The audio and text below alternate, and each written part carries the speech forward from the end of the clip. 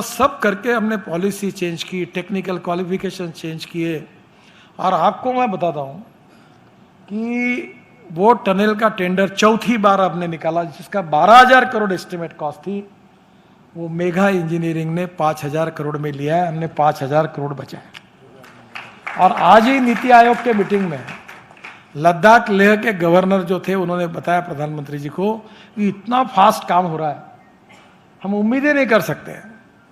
अभी मेरा कल्पना है कि वो मनाली से एक टनल बनी, अटल टनल, तो रोहतांग पास पर जाते हैं तो 3.5 घंटे लगे, और वहां से नीचे उतर के मैं टनल से आया तो 9 मिनट में आया।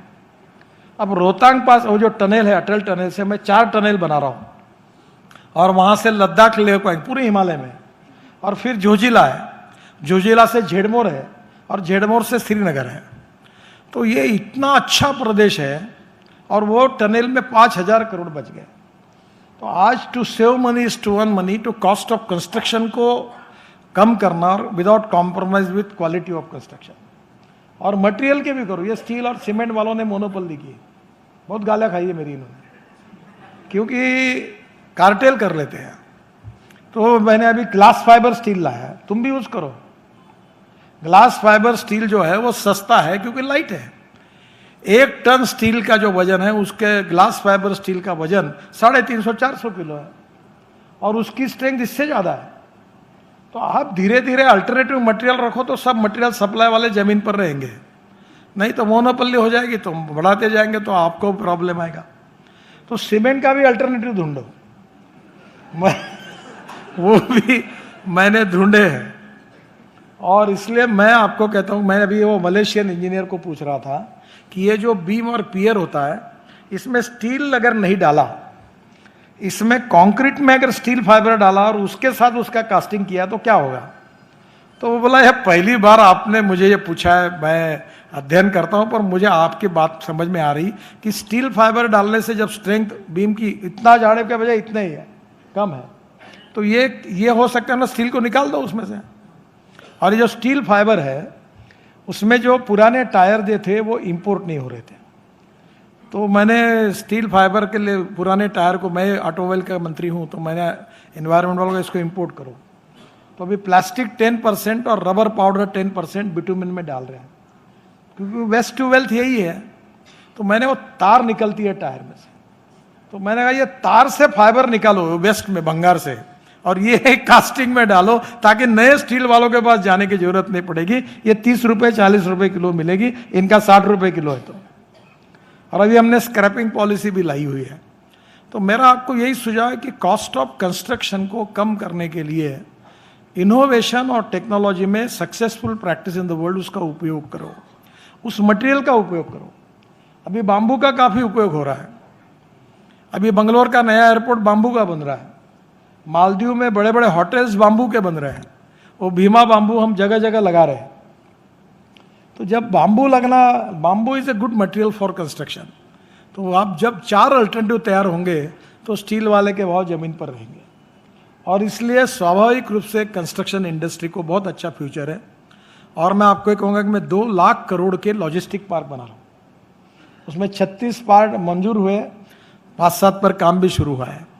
ये ड्राई पोर्ट बना रहे हैं हम सिंधी में, फिर जालना में, और अभी तो मुंबई बड़े बड़े हाईवे पर हम लॉजिस्टिक पार्क बना रहे हैं। अभी हम बस पोर्ट बनाने का काम कर रहे हैं।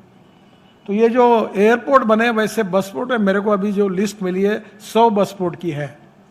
तो एक एक बस पोर्ट बड़े हैं, वो भी बीओटी में निकालने का हमारा विचार है।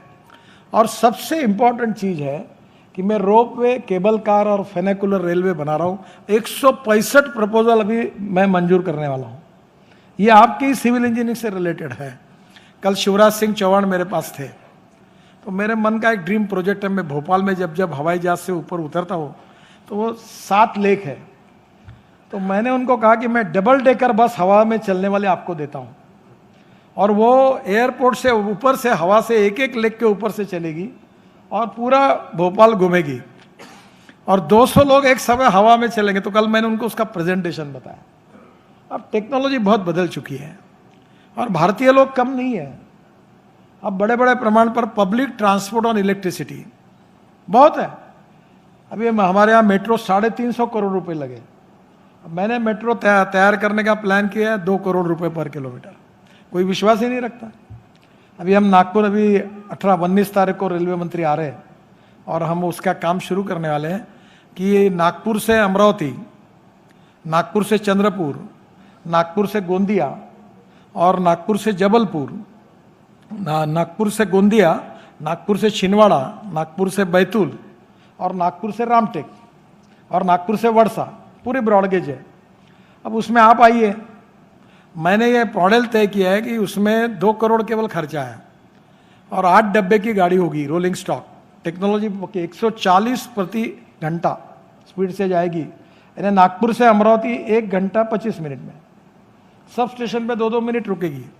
वो डीसी मोटर्स है उसमें, वो गाड़ी भी देख के आया मैं, और एयर कंडीशन है, हवाई जहाज जैसी व्यवस्था है और एसटी के बराबर टिकट रखना है और उसमें बिजनेस क्लास एयरपोर्ट विमान में जैसा होता वैसा है, पूरा डिजाइन फाइनल हुआ है और गाड़ी 140 किलोमीटर प्रति घंटा के स्पीड से जाएगी।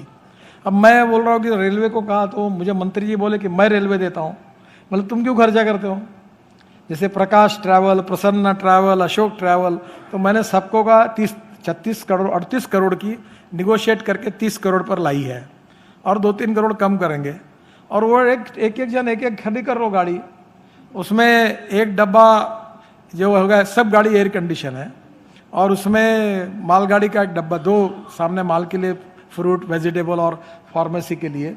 और अभी 100 मेट्रो चाहिए और आपको जो टिकट है वो पूरा ऑटोमेटिक है, कहीं आपको टिकट देने की जरूरत नहीं। और जो माल है वो आपको किराया मिलेगा, उसके भी एजेंट होंगे और उसका पर किलोमीटर केवल रेलवे को चार्ज देना है और वो भी बहुत कम किया है। रेलवे मंत्री जी को मैंने रिक्वेस्ट की है, अच्छा आया रहा, 3 साल में पैसे निकल जाएंगे। तो अलग अलग प्रकार के अभी ये रोप वे, केबल कार, फेनाकुलर रेलवे, बहुत सी योजना है। अभी माहौर में हमारे यहाँ मराठे साहब थे, पीडब्ल्यूडी के सेक्रेटरी, बहुत अच्छे अधिकारी है। तो अभी माहौर का मैं भूमि पूजन करने जा रहा हूँ, तो मैं सोच रहा था रोप वे बनाऊंगा। तो उन्होंने मुझे आके कहा कि सब रोप वे क्यों सस्ते में बनेगा? मतलब कैसा? तो बोले 10 लोगों की लिफ्ट लगाओ, ये साहब, फिर थोड़ा पैदल जाके फिर दूसरी लगाओ तो मंदिर में जाओ, तो लिफ्ट से ही काम होगा, तो रोप वे क्यों करते हो? तो अभी उसका भूमि पूजन करने के लिए मैं जाने वाला हूँ। तो इतनी इनोवेटिव आइडियाज़ है अभी इंफ्रास्ट्रक्चर में। अभी टूरिज्म मिनिस्ट्री मेरे पास आए थे, मैंने उनको टूरिज्म में पब्लिक प्राइवेट इन्वेस्टमेंट का पॉलिसी बना के दी है। वो मेरे तो 50,000 करोड़ के कम से कम प्रोजेक्ट निकलेंगे, इतने इकोनॉमिकली वायबल है, इंटरनल रेट ऑफ रिटर्न अच्छा है। तो आने वाले समय में डाइवर्सिफिकेशन इन कंस्ट्रक्शन बहुत जरूरी है। आप अगर एक ही काम अनेक सालों तक करेंगे तो सैचुरेशन आने वाला है।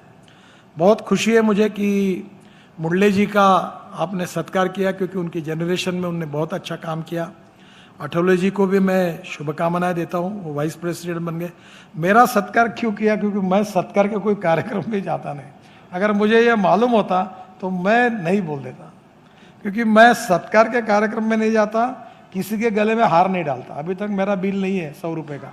एक बार अटल बिहारी वाजपेयी और लता मंगेशकर के लिए मैंने हार खरीदी किया था और मैं अपना कटआउट नहीं लगाता, अपने पैसे से नहीं लगाता। मुझे बहुत लोग बोलते मेरा नाम कटआउट में फोटो नहीं है। अरे मतलब तेरा फोटो इसलिए नहीं कि तेरा फोटो लगा के कोई फायदा नहीं हो रहा इसलिए नहीं लगाता।